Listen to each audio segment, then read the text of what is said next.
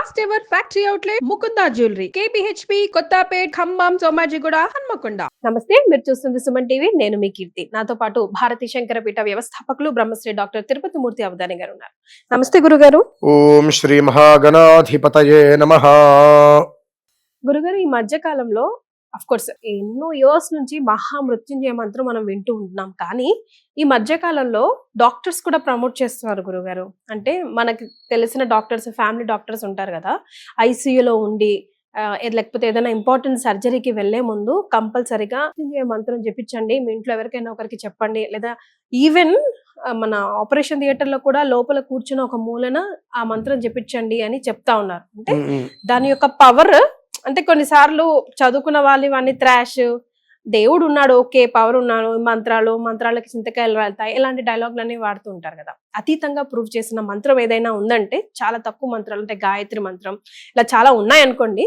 But నేను విన్న దాంట్లో అయితే మహామృత్యుంజయ మంత్రం మాత్రం మహా అద్భుతంగా పనిచేస్తుంది అని వింటున్నాం. అంటే ఓన్లీ లైక్ ఆ సిచ్యువేషన్ లో ఉండి ఇంకే వేరే దారి ఏది లేదు, భగవంతుడే కరుణించాలి అనే సిచ్యువేషన్ లో ఉన్నప్పుడే పనిచేస్తుందా?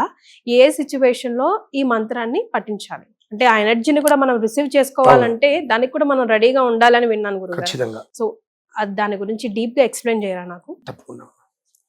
ఓం హౌం జూం సహ ఓం భూర్భువస్సువః త్ర్యంబకం యజామహే సుగంధిం పుష్టివర్ధనం సహజుః ఔం ఉర్వారుకమివ బంధనాన్ మృత్యోర్ముక్షీయమామృతాతు. ఇది మృత్యుంజయ మంత్రం. మీరు అడిగినట్టుగా నేను ఇంకొక ప్రశ్న కూడా అడిగి వెళ్ళిపోతాను ఇందులోకి. భగవద్గీత గురించి మీకు తెలుసు కదండి, అది ఎప్పుడు వినిపిస్తూ ఉంటారు మామూలుగా. అది ఎక్కడైనా మనం విన్నామంటే మనకు వచ్చే థాట్ ఏంటి? వెంటనే ఎక్కడో ఎవరో పోయారని అనుకుంటున్నాం గురుగారు. అది నిత్య పారాయణ గ్రంథం. ఆత్మ ఉన్నది, మనోవికాసం కావాలి అనుకునే ప్రతి ఒక్కరూ కూడా అనునిత్యము కూడా ఒకటి పారాయణ, రెండు శ్రవణం, ఒకటి చదవటమో రెండు వినటమో ప్రతినిత్యము చేయవలసిన గ్రంథం అది. దాన్ని ఎలా అయితే కనుక చనిపోయినప్పుడు పెట్టుతున్నారో అలానే మృత్యుంజయ మంత్రాన్ని కూడా హాస్పిటల్లో ఉన్నారు, ఫిక్స్ స్టేజ్లో ఉన్నారు, అప్పుడు మాత్రమే చెయ్యాలి, విడిగా అది చెయ్యకూడనటువంటి స్థితికి వచ్చేసారమ్మా. అసలు మృత్యుంజయ మంత్రం మీనింగ్ ఏంటంటే విషయం తెలుసుకోవాలిగా. మృత్యుంజయ అంటే మృత్యుని జయిస్తాడు అనేటువంటిది ఉంది. మృత్యుని జయించడం అంటే ఏంటమ్మా అది తెలుసుకోవాలి ముందు. మంత్రం పారాయణ హాస్పిటల్లో ఉంటారు, వెంటిలేటర్ మీద ఉంటారు. ఒక్కసారి అదే మృత్యుంజయ మంత్రాన్ని మనం జపం చేసినప్పుడు ఆ శక్తిని ఆ శరీరం కనుక తీసుకోలేకపోతే ప్రాణం పోతుంది. తీసుకోగలిగితే 8 సంవత్సరాల ఆయుష్ పెరుగుతుంది. ఆ ఒక్క శరీరం హాస్పిటల్లో అచేతనంగా పడి ఉంటుంది, వెంటిలేటర్ మీద ఉంటారు, వాళ్ళకి సిలైన్లు పెట్టిన ఏం చేస్తారో వాళ్ళకి తెలీదు. అచేతనంగా ఉన్నప్పుడు మనం చేసేటువంటి ఒక మంత్రం అనేటువంటి ఆ శక్తి ఆ లోపలికి ఆ మనిషి శరీరంలోకి ప్రవేశించినప్పుడు అది తట్టుకుంటుంది తట్టుకోదనే విషయం మనకు కన్ఫర్మేషన్ ఇవ్వకూడదండి. కర్మ ప్రారంభం. తట్టుకునేటువంటి శక్తి ఆ శరీరానికి ఉన్నదా? వెంటనే తిప్పుకుంటుంది 8 సంవత్సరాలు. 8 సంవత్సరాలు గురుగారు అంటే ఆ మంత్రం యొక్క పవర్ 8 సంవత్సరాలు ఉంటుందంటారా? మినిమం. ఇక ఏమీ లేదు అనుకుంటే 8 సంవత్సరాలు. ఎన్నిసార్లు చెప్పిస్తే? కనీసం 1,00,000 సార్లు చేయాలి. ఓకే. కానీ మనం ఏంటంటే హాస్పిటల్లో వెళ్ళంగానే అర్జెంట్ గా చేసేసేయండి అంటాం. అబద్ధం. అయితే గురుగారు, ఇప్పుడు అక్కడ వెంటిలేటర్ మీద ఉన్న పర్సన్ అయితే చేయడు, ఎవరి కోసం ఎవరు పడితే వాళ్ళు చేయకూడదమ్మా. అట్లా ఎట్లా ట్రాన్స్ఫర్ అవుతుంది గురుగారు? ఇప్పుడు మనం చేసే పుణ్యం మనకే అనుకుంటాం కదా, మరి మనం చేసేది వాళ్ళకి ఎలా వెళ్తుంది కదా? మీ ఇంట్లో స్విచ్ చేశారు కదా, లైట్ ఎలా వెలిగింది? కనెక్షన్. అలానే ఆ ఒక్క మన ఈ పంచభూతాత్మక శక్తి, ఓం నమ శివాయ అనేటువంటి పదానికి పంచభూతాత్మక శక్తి. ఓం అంటే ఆకాశం, పృథివ్యాపస్తేజో వాయురాకాశాత్, ఈ 5 కూడా పంచభూతాత్మక శక్తి. 5 కూడా ఓం నమ శివాయ పంచాక్షరంతో ఇమిడి ఉంటాయి.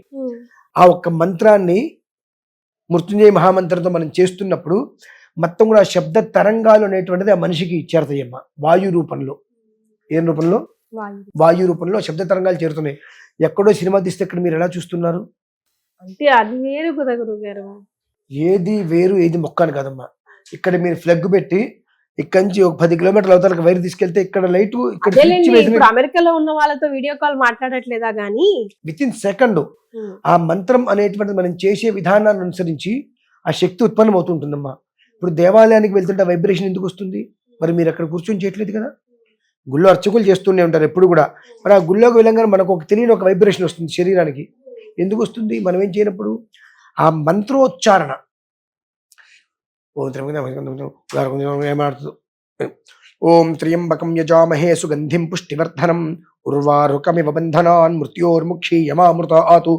ఆ శుద్ధంగా స్వర అక్షర పద వృత్తవర్ణాలని ఆ రకంగా ఎప్పుడైతే కనుక మనం కంఠంలోంచి తీసుకొని వస్తాం బయటికి, అది ఒక శబ్ద తరంగాలుగా ఒక శక్తిగా మారుతుంది. అది ఆ శక్తి మొత్తం కూడా సమీకృతమయ్యి ఒక వ్యక్తికి చేరుతుంది.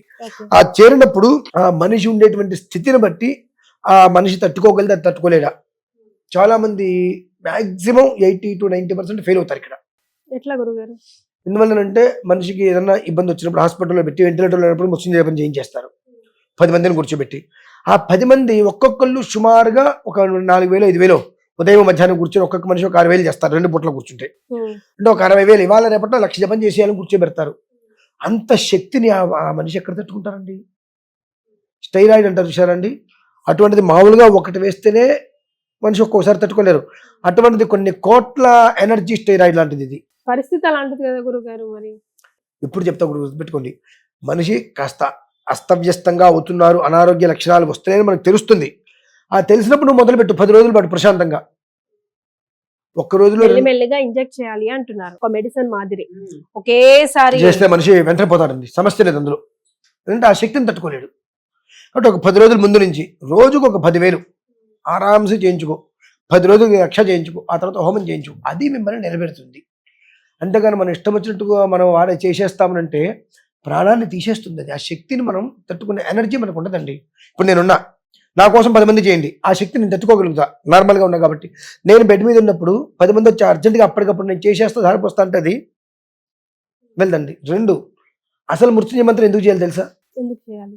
అనాయాసేన మరణం వినాదైన్యేన జీవనం, దానికోసం చేయాలి. అంటే ఇవన్నీ మనం చేస్తున్నాం, చెయ్యకూడదు అని కాదు, అసలు దేనికి చెయ్యాలి అంటే మనిషి పుట్టిన తర్వాత చనిపోయే వరకు కూడా కష్టాలతో కన్నీళ్లతోటి ముందుకెళ్లకుండా అనాయాసంగా జీవితాన్ని వదిలేయాలి, వినాదైన్యంగా జీవించాలి.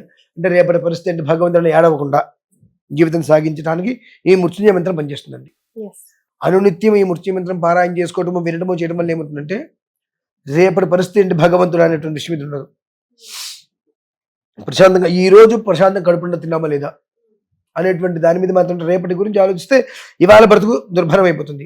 అలాంటి జీవితం ఇస్తాడు. 2 అనాయాసేన మరణం, మంచం మీద పడి లేదంటే యాక్సిడెంట్లు అయ్యి వాళ్ళ చేత వీళ్ళ చేత పని చేయించుకుంటూ వాళ్ళు తిట్టుకుంటూ ఉంటారు, ఇంకా పోలేదంటే వీడు ఎంతకాలం పడుతున్నారు, వీటికి ఎంతకాలం సేవ చేయాలని చెప్పి. అటువంటి తిట్లు ఏమీ లేకుండా మనకు దోసపండు ఐడియా ఉందండి మీకు? దోసకాయ మనం కోస్తూ ఉంటాం చెట్టు నుంచి. ఎప్పుడు దోసకాయ కోయకూడదు, కోసినకాయ పనికిరాదు. అదేంటి గురుగారు? దోసకాయకు ఉన్న లక్షణం ఏంటంటే అది పక్వానికి వచ్చిన తర్వాత ఆ తొడిమి నుంచి పండు ఊడి పక్కకు వచ్చేస్తుంది. మనం కొయ్యక్కర్లేదమ్మా. అవును, మీరు ఇంతకు ముందు కూడా చెప్పారు ఈ మాట. మనం కొయ్యక్కర్లేదు. మనం కోస్తే మనం బయట వెళ్ళినప్పుడు మీరు మామూలుగా చూడండి, ఆ దోసకాయకి తొడిమింటే మనం కొనకూడదు, అది పనికిరాదు, అప్పుడే కోసుకొచ్చేస్తారు. దోస పండిన తర్వాత పక్వానికి వచ్చిన తర్వాత ఆ తొడిమె ఆ కాయను వదిలేస్తుంది, పక్కకు వచ్చేస్తుంది, అది చెట్టుతో సంబంధం లేకుండా. అలానే శరీరంలో నుంచి జీవుడు అంటే ఆత్మ అనేటువంటిది ప్రశాంతంగా కడుపు నిండా భోజనం చేసాం, కంటి నిండా నిద్రపోతానప్పుడు వెళ్ళిపోవాలి ఆత్మ బయటికి. అంతేగాని వాళ్ళ చేత పని చేయించుకొని వీళ్ళ చేత పని చేయించుకొని నానా తిట్లు తిని దీర్ఘ రోగాలు అంటుంటారు కొంతమంది. జీవితకాలం లేవలేరు, కూర్చోలేరు, మంచం మీద పడుకొని నానా దుర్భరమైన ఇబ్బందులు పడుతుంటారు తిట్లు తింటూ. అటువంటి జీవితం అనేటువంటిది రాకుండా ఏ ఆయాసము నిస్పృహ లేకుండా పోవటాలు ఏమీ లేకుండా పూర్తిగా స్పృహలో ఉండి అలా ప్రాణం విడిచేయాలి. దానికోసం మృత్యుంజయ మంత్రం అమ్మ. అంటే అకాల మరణము అనేటువంటిది ఏ రకంగానూ సంప్రాప్తం కావద్దు. అలానే ఆయాస మరణం, టెన్షన్ పడుతూ ఇబ్బందులు పడుతూ కాళ్ళు చేతులు విరిగా అడ్డం పడి ఇటువంటి మరణాలు రానియకుండా మనిషికి ఎంతైతే ఆయుష్ ఉన్నదో గండాలన్నింటిని గట్టెక్కించి ఏ క్షణానికి ఆయుష్ చివరి రోజు వస్తుందో ఆ తొడుగు నుంచి పండుని విడదీసినట్టుగా జీవుడు వెళ్ళిపోతాడు బయటికి. దానికోసం మృత్యుంజయ మంత్రం అనునిత్యం చేసుకోవాలమ్మా. అని మనము ఆపద వచ్చినప్పుడు మనం చేస్తాం. ఆపద వచ్చినప్పుడు ఓకే ఈశ్వర చేంజ్ జరిగితే జరుగుతుంది, ఒక 10 రోజులు చేయించు, 2 రోజులు ముందు మొదలుపెట్టి. కానీ 2 రోజుల్లో నాకు అయిపోవాలి అని ఎప్పుడైతే నువ్వు కూర్చోబెట్టావు బలవంతంగా, ఆ శక్తి అనేటువంటిది ఆ జీవి తట్టుకోలేడు కదండి. మనం తట్టుకోగలుగుతాం, హాస్పిటల్ వెంటిలేటర్లో ఉన్న జీవి తట్టుకోలేడు కదా. కోటి దాని అంటే సంఖ్యలో స్టెరాయిడ్ అంటే ఎట్లా ఉంటుంది, 500 స్టెరాయిడ్ ఇస్తేనే కొంతమంది తట్టుకోలేరు. అటువంటిది 1 కోటి పైన ఆ శక్తి ఉన్నటువంటి స్టెరాయిడ్ లాంటిది ఈ మంత్రం. అదేలేండి గురుగారు. తప్పని గుండెపోవచ్చు, లేదా ఈశ్వరేచ్ఛ బాగుంటే మనిషి లేవచ్చు. కానీ ఈ రకంగా చేస్తే మనిషి లేవటం అనేటువంటిది 98% కష్టం. ఒక వారం ముందు నుంచో మొదలుపెట్టి చేస్తుంటే ఈశ్వర అనుగ్రహం కలగవచ్చు. ఇలా మృత్యుంజయ మంత్రాన్ని మనం వాడే విధానమే మన జీవన విధానానికి అనుసంధానంగా ఉంటుంది ఎప్పుడు కూడా. అది మనం తెలుసుకోవాలి. ఉపాసన కొనిదెల గారు కూడా ఒకానొక సందర్భంలో తనకు కూడా చెప్పడం నేను విన్నాను గురుగారు ఒక ఇంటర్వ్యూలో. అంటే మనం డాక్టర్స్ గా ఎంత ప్రయత్నించినా కూడా ఆ మందు సరిగ్గా పనిచేయాలి, పని చేసి దానికి ఇంకా కొంచెం లైఫ్ స్పాన్ పొడిగించాలంటే ఈ మంత్రాలు చాలా ఉపయోగపడతాయి అని చెప్పేసి తనలాంటి వాళ్ళు అట్లా ప్రమోట్ చేయడం కూడా మన సనాతన ధర్మాన్ని ముందుకు తీసుకెళ్ళాలి. ఎందుకంటే ఈ మృత్యుంజయ మంత్రంతో పాటుగా వైద్యం చేయించుకునే వాళ్ళు ఇంకొక విధానం అనుసరించాలి. అధ్యవోచదధివక్త ప్రథమో దైవ్యోభిషకు అహీగుశ్చ సర్వాన్ జంభయన్ సర్వాశ్చయాతు ధాన్యః. ఈ మంత్రాన్ని మృత్యుంజయ మంత్రంతో సంపుటి చేయాలమ్మా. భిషక్ అంటే వైద్యుడు. ప్రథమో దైవ్యోభిషకు, మొట్టమొదటి వైద్యుడు ఎవరు? భగవంతుడే. ప్రతి హాస్పిటల్లో దేవుడు ఉంటాడు. హాస్పిటల్ ముందు ఒక చిన్న మందిరం ఉంటూ ఉంటుంది. అంటే ఏంటంటే ఆయన కోపం వస్తే ఈయన దగ్గరికి, ఈయన కోపం వస్తే పంపిస్తారు. సరే, చాలా అబద్ధమైన మాట అండి. మన పెద్దవాళ్ళు మాట్లాడుతుంటారు సరదాగా, దేవుడి కోపం వస్తే డాక్టర్ దగ్గరికి పంపిస్తారు, డాక్టర్ కోపం వస్తే దేవుడి దగ్గరికి పంపిస్తారు అని చెప్పి. దేవుడి దగ్గరికి పంపించడం ఏంటంటే మా ప్రయత్నం మేము చేస్తున్నాము, ఆయనకాల వాకిట్లో భగవంతుడు ఉన్నాడు, మీరు ప్రేయర్ చేయండి అని. అంతేగాని ఈ మనిషిని అక్కడికి పంపించడం కాదండి. చిన్న చిన్న ఆలోచనలు మనం చేసుకోవాలి. ఈ మంత్రాన్ని కనుక సంపుటి చేసినట్లయితే ఆ మనం వాడేటువంటి మందు పదార్థం ఏదైతే ఉంటుందో అది ఒంట్లోకి బాగా పనిచేస్తుంది. మీరు ఇంటర్వ్యూ చేస్తా అంటే నేను ఒక నెంబర్ ఇస్తాను మీకు. అంటే ఈ మంత్రం ఎంతవరకు పనిచేస్తుందో వాళ్ళ స్వానుభవం. వాళ్ళకి ఒక 7 ఏళ్ళు అవుతుంది. పాప 740 గ్రాములతో పుట్టిందండి. అదేదో మెడికవర్ ఏదో హాస్పిటల్లో వదిలేసేయమన్నారు. పాప ఇంతే ఉంది. పాప ఈ బాటిల్ అంటుంది. భర్తదం కష్టం, వదిలేయమన్నారు. మగపిల్ల వాడితే వదిలేసే వాళ్ళము. ఆడపిల్ల పుట్టింది, ఎంతో అదృష్టం ఉంటే కానీ ఆడపిల్ల పుట్టదు. మన ప్రయత్నం మనం చేద్దాం, ఉంచుదాం అనుకున్నాం. మొదలు పెడితే 4 నెలలతో బాక్సులు పెట్టారమ్మా.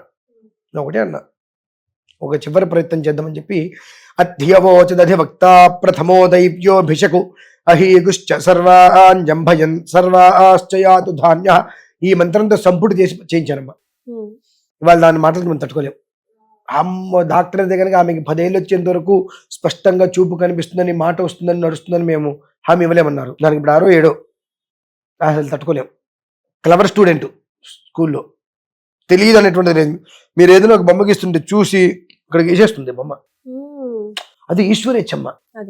ఏంటంటే ఒక శక్తి మనకులోకి రావాలంటే ఎప్పుడైతే ఒక మంత్రాన్ని తీసుకుంటామో ఆ మంత్రానికి ఉపమంత్రాన్ని ఒకటి జోడించాలి. ఆ జోడించినప్పుడు అంటే వేడి నీళ్ళకి చన్నీళ్ళలాగా ఒక దాంట్లో ఎక్కువ పవర్ వస్తే దాన్ని ఇది కంట్రోల్ చేస్తుంది. ఆ కంట్రోల్ చేసి మనిషికి ఎంత స్థాయిలో మనిషి శరీరంలోకి ఆ మంత్రాన్ని ప్రవేశపెడితే మనిషి నిలబడగలుగుతాడు అనేటువంటి విధానంలో అది పంపిస్తుందమ్మా. అట్లా ఉంటుంది. అది మనం బ్లైండ్ గా ఏది చేస్తూ వెళ్ళిపోకూడదు. మహామృత్యుంజయ మంత్రం మనం రోజు నీళ్ళు తాగినట్టు కొన్నిసార్లు అనుకుంటా వెళ్తాం, కానీ ఎప్పుడు ఎలాంటి పరిస్థితుల్లో చేయాలి అన్నది కూడా తెలుసుకుంటే చాలా బాగుంటుంది. గురుగారు అందించిన ఇన్ఫర్మేషన్ నిజంగా మనలో చాలా మందికి ఉపయోగపడుతుంది. ధన్యవాదాలు గురుగారు.